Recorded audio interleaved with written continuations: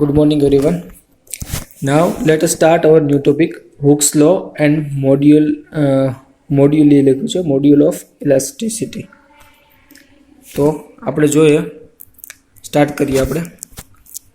The simple relationship between stress and strain are discovered by Robert Hooke's law.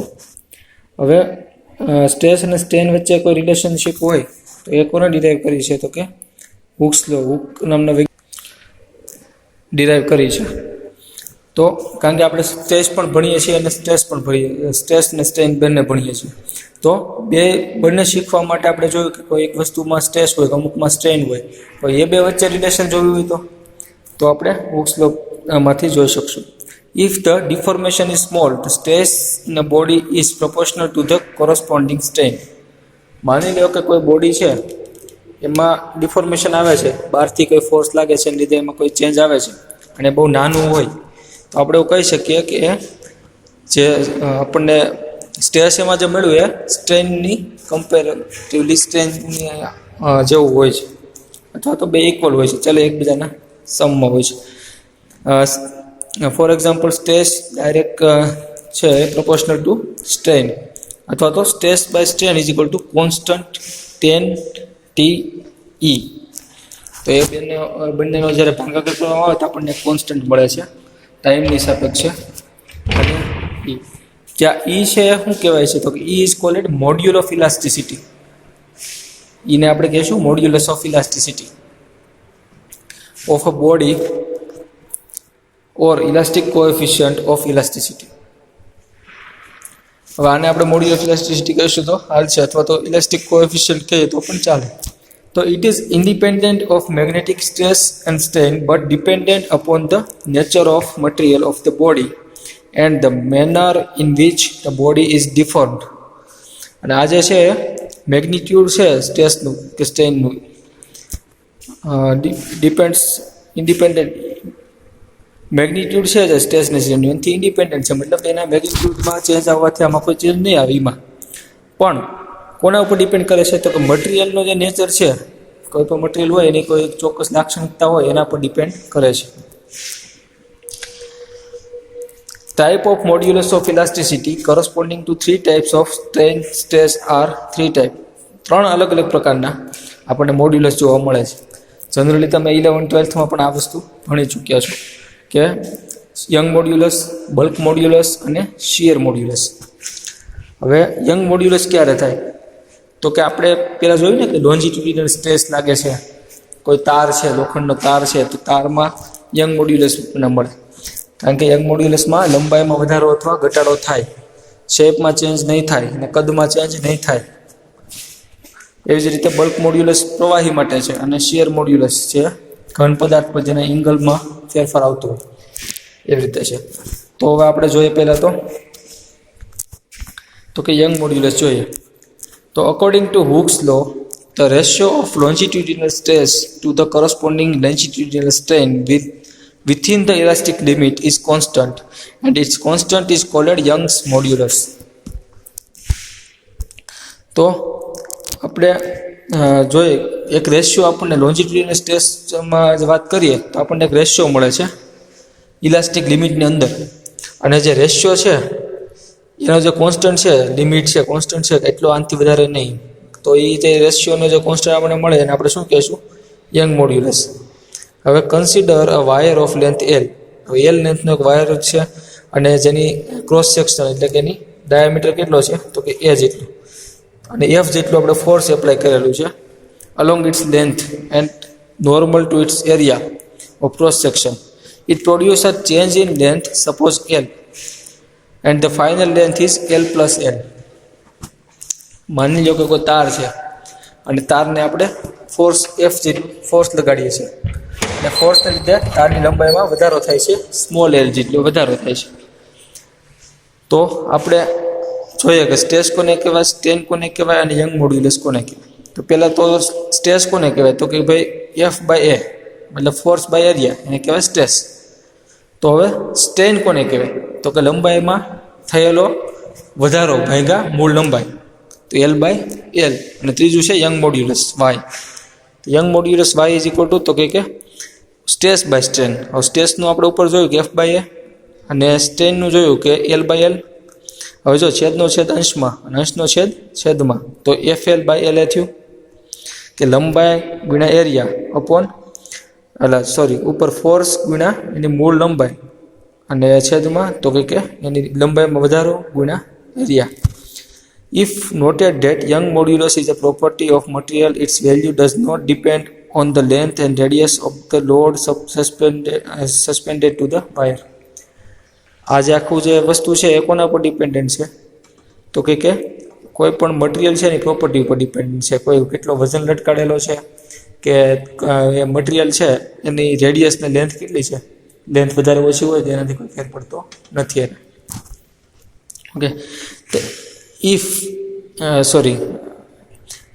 અહીંયા આપણે જોયું કે વાયરની લેન્થ ઉપર આધાર નથી રાખતો કે રેડિયસ ઉપર આધાર નથી રાખતો.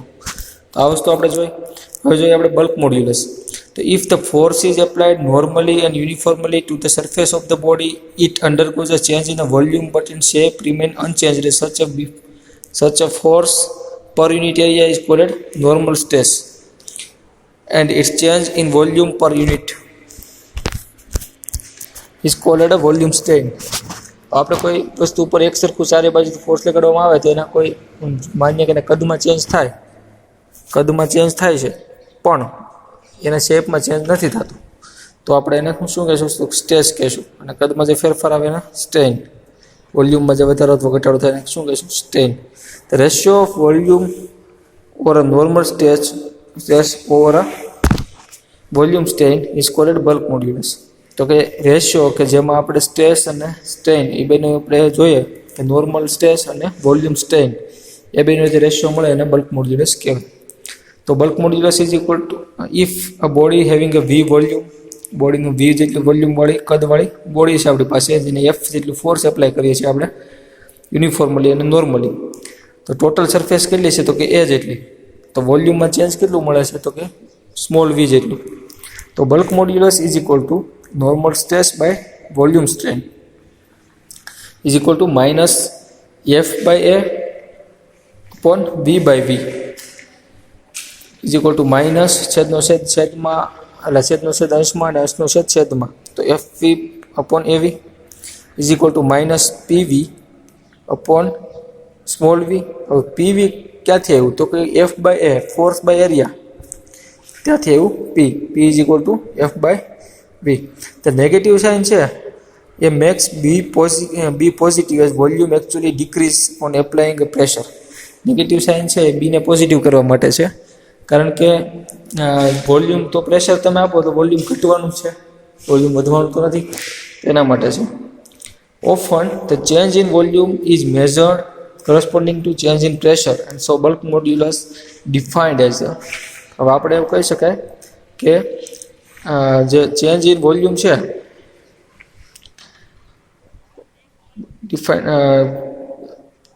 Volume is measure corresponding to change in પ્રેશરમાં જેટલું ચેન્જ થાય એના લીધે આમાં બદલાતું હોય છે. B is equal to del P minus del P by del V by V is equal to વીને સૂત્રનો કરતાં બનાવો, ડિરાઇવેશનમાં આપણે એને જોઈએ તો dP by dV. SI unit of modulus is Newton per meter square and P is a bulk pressure. આપણે મોડ્યુલસનો એકમ ન્યૂટન પર મીટર સ્ક્વેર છે અને પી આપણે બલ્ક પ્રેશર તરીકે પીને યુઝ કરીએ છીએ. Reciprocal of bulk modulus is called compressibility કે. આપણે બલ્ક મોડ્યુલસને બીજી રીતે કહીએ રેસિપ્રોકલ રીતે કહીએ તો શું કહેવાય? એની કમ્પ્રેસિવ મતલબ દબાણ, એની દબાણ ક્ષમતા કેટલું એ વધારે દબાઈ શકે એ ક્ષમતા. કે ઇઝ ઇક્વલ ટુ તો કે -1/b is equal two -1dv upon vdp. હવે છેલ્લું છે મોડ્યુલસ ઓફ રિજિડિટી ઈટા, એ આપણે જોઈ લઈએ આમાં. અથવા આને આપણે કીધું ને કે શિયર, જો અહીં આપણે વાત થઈ હતી વોલ્યુમ સ્ટ્રેન્થ, શિયર મોડ્યુલસ અથવા એને મોડ્યુલસ ઓફ રિજિડિટી કહેવાય. તો એમાં એને કોણ જો તમે કોણમાં ચેન્જ આવે છે ઉપરથી પ્રેશર આવવાથી. હવે નીચેનો એક ભાગ ફિક્સ છે, ઉપરનો ભાગ હલન ચલન કરી શકે હોય છે અને એની ઉપર ફોર્સ લગાડવામાં આવે ત્યારે ઉપરના ભાગમાંથી એના કોણમાં ચેન્જ થશે, એકદમ સ્ટ્રેટ છે નહીં રહે. તો એ કોણમાં થતો ચેન્જ વડે આપણે જોવાનું છે કે એની કેપેસિટી કેટલી છે, કેટલા સુધી ચેન્જ થઈ શકે છે. તો ratio of shearing stress over shearing strain is called shear modulus. કે શિયરિંગ સ્ટ્રેસ અપોન શિયરિંગ સ્ટ્રેનનો જે રેશિયો મળે છે એને શિયર મોડ્યુલસ કહેવાય. તો અથવા તો એને મોડ્યુલસ ઓફ રિજિડિટી કહેવાય, અથવા તો એને ટોર્ઝિનલ મોડ્યુલસ કહેવાય. તો when external force act upon the body in such a way so as to change the shape of body only its size remaining unchanged and body size to be sheared. મતલબ ત્રાસી થવી, ગુજરાતીમાં pure ગુજરાતીમાં કહો તો ત્રાસી થવી. This takes place by a moment of layers one over other. આ મોમેન્ટ ઓફ લેયરમાં ચેન્જ છે એ જોવા મળે છે એકબીજામાંથી, લેયરમાં છે ઓવરલેપ થાય છે. હવે આપણે બે ફિગર જુઓ તમે કે કેમાંથી કે ડેશ, ઈમાંથી ઈ ડેશ, મતલબ ત્રાસું થયું આખે આખું આ રીતે થાય. બીજામાં તમને બતાવ્યું છે એમાંથી એ ડેશ વગેરે. તો consider a cube as shown in figure. Let the face ABCD is such a way that lower face CD is fixed. If the tangential force F is applied on the upper surface AB, the cube gets deformed and takes shape A', B', CD. હવે જો આપણે ABCD છે એમાંથી D ને C છે fix છે અને ઉપરનો છે એ ફિક્સ નથી. ઉપર જ્યારે ટેન્જન્ટિયલ ફોર્સ લગાવવામાં આવે એટલે શું થશે, તો ત્રાસું થશે અને એનું A' અને બીનું B' એટલું થઈ જશે. ઓલી વેલ્યુ તો એમ રહેશે. તો નવો આપણને જે ચોરસ મળશે A', B', C અને D રોહમ્બસ શેપનો મળશે. હવે if L is a original deform and take the shape A', original length of each side and cube, if L is a very small displacement such that A' is equal to B', then shearing strain is such that आपने દેખાતું નથી અહીં જોઈએ. Now is the ratio of tangential force per unit area જોઈએ તો T is equal to તો કે F by A. ચોખ્ખી વસ્તુ છે total force by total area. તો આપણને પર યુનિટ કેટલો ફોર્સ લાગે છે જોવા મળે. તો produced angular deformation shear strain known as a modulus of rigidity. કે ભાઈ મોડ્યુલસ આ જે શિયર આપણને મળ્યું એને મોડ્યુલસ ઓફ રિજિડિટી કહેવાય. અને આપણે એને ડેફિનેશનમાં જોઈએ અથવા સૂત્રની રીતે જોઈએ તો modulus of rigidity is equal to tangential stress by shear strain. In general value of theta is very small for a delta a dash d. Theta is equal to tan theta and a dash is by ad. આપણે એક fix ને કોલામાં જે change આવ્યો છે કોણ માપવાની વાત છે. In general, hence we can define shear strain as a ratio of relative displacement between two layers in the direction of stress and distance between them, distance being measured perpendicular to the applied stress. આપણે એમાં માપવાનું શું છે તો કે એક fix સરફેસની સાપેક્ષે જે ઉપલી જે ફિક્સ નથી કરેલી એ સરફેસમાં કેટલો ચેન્જ આવે છે, કેટલું ડિસ્પ્લેસમેન્ટ આવે છે જોવાનું છે. Theta is equal to A' by AD is equal to L by મોટો L. તો eta is equal to eta એટલે શું છે, હવે છે આપણે મોડ્યુલસ ઓફ રિજિડિટી ઈટા. તો એની બરાબર શું થાય તો કે સ્ટ્રેસ પહેલાં તો F બાય A અને સ્ટ્રેન તો L by L is equal to આપણે છેદનું છેદવાળું ફરી વાર તો FL by AL. The unit of modulus rigidity is Newton per meter square. અને આ મોડ્યુલસ ઓફ રિજિડિટીનો યુનિટ છે. તો અહીં આપણે પૂરું કરીએ છીએ. આગળનું આપણે નેક્સ્ટ લેક્ચરમાં જોઈશું. Good morning everyone. હવે આજે આપણે આ ચેપ્ટર નંબર જે 7 છે એની છેલ્લા ટોપિકની વાત કરવાની છે. છેલ્લો ટોપિક છે એ છે પોઈઝન્સ રેશિયો. તો જોઈએ આપણે આગળ. When a force acted upon a body along any side, the size of the body changes not only in that direction but in other direction also. હવે આમાં એવું કેવું છે કે મતલબ કોઈ બોડી ઉપર તમે કોઈ પણ સાઈડથી ફોર્સ લગાડો, જો એના શેપમાં ચેન્જ થાય, સાઇઝમાં ચેન્જ થાય તો એ ખાલી જે દિશામાંથી ફોર્સ લાગે છે એ જ દિશામાંથી થશે એવું નહીં હોય, પણ બીજી પણ બધી દિશાઓમાંથી થોડો ઘણો ચેન્જ આવશે. For example, if wire is stretched, it undergoes extension along the direction of force and it also undergoes contraction in a perpendicular direction. So diameter of wire undergoes contraction. So the strain produced along the direction force is called longitudinal strain and strain produced in perpendicular direction is called lateral strain. હવે એને એક example આપ્યું છે. માની લો કે કોઈ એક wire છે, તો વાયરને તમે ફોર્સ આપ્યું અને ફોર્સ દ્વારા એને ખેંચવામાં આવ્યું, તો એની લંબાઈમાં થયો વધારો. યંગ મોડ્યુલસની વાત છે કે વધારો થયો લંબાઈમાં. હવે તમે એક વસ્તુ નોટિસ કરો કે એટ એ ટાઈમ જ્યારે એની લંબાઈમાં વધારો થયો ત્યારે એની પહોળાઈમાં થોડો ઘટાડો થયો હોવો જોઈએ. તો આપણે ઓબ્વિયસ વસ્તુ છે કે કોઈ ચિગમ છે તો ચિગમની જાડાઈ હોય અને ચિગમને તમે ખેંચીને લાંબી કરો તેની જાડાઈમાં ઘટાડો આવે અને લંબાઈમાં વધારો થાય. તો આવી જ્યારે ઘટના બને છે ત્યારે આપણે જોઈએ કે ભાઈ બે સાઈડથી માસ ચેન્જ તો આવ્યો જ છે, લંબાઈમાં વધારો થયો, સામે પહોળાઈમાં ઘટાડો થયો. તો લંબાઈમાં વધારો થયો છે તેને આપણે શું કહેશું? તો કે લોન્જિટ્યુડિનલ સ્ટ્રેન કહેશું. તો સામે પહોળાઈમાં જે ઘટાડો થયો ને તો કે લેટરલ સ્ટ્રેન કહેશું ને. હવે આપણે જોવાનું છે પોઇઝન્સ રેશિયો. તો કે it is ratio of lateral strain to the longitudinal strain and it denoted by sigma. A longitudinal strain per unit stress is denoted by alpha and lateral strain is denoted by beta. હવે આપણે પોઇઝન્સ ratio મતલબ એક એવો ratio કે જેમાં આપણે જોવાનું છે કે લોન્જિટ્યુડિનલ મતલબ કે લંબાઈમાં વધારાની સાપેક્ષે પહોળાઈમાં કેટલો ઘટાડો થાય છે એને આપણે કહેશું પોઇઝન્સ રેશિયો. એ બે રેશિયોને માનો કે એમાં તમે ઉપર પહોળાઈમાં થતો ઘટાડાને બીટા વડે દર્શાવો, એને ભાંગા જેટલો લંબાઈમાં વધારો થયો એ મૂકો, તે બેનો જે રેશિયો મળશે એને સિગ્મા એટલે કે પોઇઝન્સ રેશિયો કહેવાશે. As shown in figure 7.6, if A wire with original length L, જો વાયરની ઓરિજિનલ લેન્થ જે ટૂંકી લેન્થ બતાવી છે એ ઓરિજિનલ છે અને પહોળાઈ તે કેટલી છે તો કે મોટો ડી. આપણે જોઈએ કે ભાઈ કેપિટલ ડી છે, ડી માઇનસ ડી કર્યું છે પછી, પણ જે કેપિટલ ડી છે આખા વાયરની પહોળાઈ, જે જાડો વાયર બતાવ્યો છે એની પહોળાઈ છે.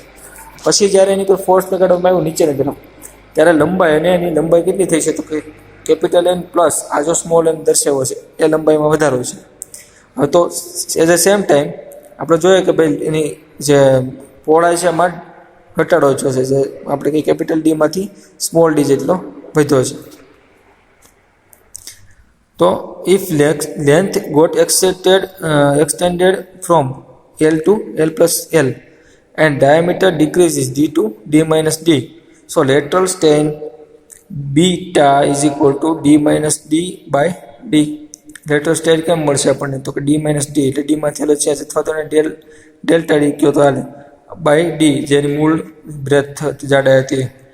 હવે લોન્જિટ્યુડિનલ સ્ટ્રેન ગણવો હોય તો કે L by L, એલમાં સ્મોલ એલ શું છે તો કે ચેન્જ ઇન લેન્થ, અને જે કેપિટલ એલ છે તો કે એની મૂળ લેન્થ છે. તો lateral strain is equal to તો કે D minus D by D અને આમાં એલ બાય એલ. હવે છેદનો છેદ અંશનું અંશવાળું કરીએ તો એલ ઉપર વયો ગયો, ડી માઇનસ ડી ત્યાં હતું, ડી નીચે વહી આવ્યો તો L in bracket D minus D upon D L. Two measure the increase in length of wires, sensitive spirit level and a micrometer screw is used to in this method. Searles apparatus is shown in figure. આમાં આપણે Searles apparatus ફિગરમાં આપ્યું હતું.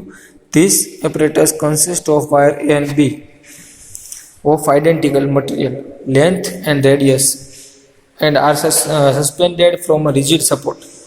હવે apparatusનો આપણે રચના જોઈએ તો કે wire એ અને બી બે વાયર છે અને એને એક ચોક્કસ પ્રકારના મટીરિયલ અથવા તો ઓળખીતા મટીરિયલ બનાવેલા છે જેની આપણને બધી ડિટેલ ખબર હોય, એની ગુણધર્મો એના ખબર હોય એવા મટીરિયલના બનેલા છે. અને એની લેન્થ ને રેડિયસ છે મેજર આપણને ખબર હોય છે એમ, અને પછી એને ઉપરથી એક રિજિડ સપોર્ટ વડે ઉપરથી સેટ કરી દેવામાં આવે. એટ ધ લોઅર એન્ડ જે છેડો છે એ છૂટો છે તો એને આપણે pair of frames are connected. હવે એને ફ્રેમ વડે એને જોડી દેવામાં આવે છે. This frame is hinged together એટલે લટકાયેલી છે એકબીજા સાથે by cross pieces EF and GH in such a way that they are free to move up and down with respect to each other. તો બંને જે આપણે લટકાવેલી છે ફ્રેમ એને ફ્રી છે, ઉપર પણ જઈ શકે નીચે પણ જઈ શકે, મતલબ કે લેન્થ વધે તો એ વધારે નીચે ઉતરી શકે એ રીતે. A strip mounted in the frame is reactive on the tip of micrometer screw M which passes through the cross piece of frame 2. હવે જે બે વચ્ચે છે, બેની ટીપ વચ્ચે માઇક્રોમીટર સ્ક્રૂ મૂકેલું છે કે જેના વડે ખબર પડે કે કેટલો વધઘટ બેમાં થાય છે. A sensitive spirit level S is mounted on a strip which is provided at P. A constant load D is suspended to frame I to keep wire tight. From the frame to the experimental wire B, a hook is suspended to carry a load. Hook છે એમાં load આપણે કેરી કરવાનો છે. Load and unload the number of times and wire B to remove a nicks. Then stretch the wire by putting a dead weight W0 and hook. જો આ તમને simply સમજાવી દઉં કે માનો કે કોઈ આપણે કીધું કે બે વાયર છે, નીચે આપણે ફ્રેમ મૂકેલી છે, ફ્રેમની અંદર હૂક છે, હૂકની અંદર આપણે ધીમે ધીમે વજન વધારતા જઈશું અને જેમ વજન વધતું જશે એમ વાયર છે એની ઉપર ફોર્સ વધારે લાગતું જશે તો વાયરની લંબાઈમાં વધારો થશે. At the same time micrometer વડે આપણે જોઈ શકશું કે કયા વાયરમાં વજન વધારવાથી કેટલો વધારો હોય છે, કારણ કે સામેનો રેફરન્સ વાયર છે એની સાથે આપણે જોડેલા છે અને પાછો વજન ઘટાડતો જવાનો અને એમાં કેટલો ચેન્જ આવ્યો એ જોઈ લેવાનું. બસ આમાં એ બધું આખી ડિટેલ છે. આપણે એની પરથી ગ્રાફ દોરવાનું છે કે plot a graph between load and extension. જેમ લોડ વધતો જશે એમ એક્સટેન્શન વધતું જશે.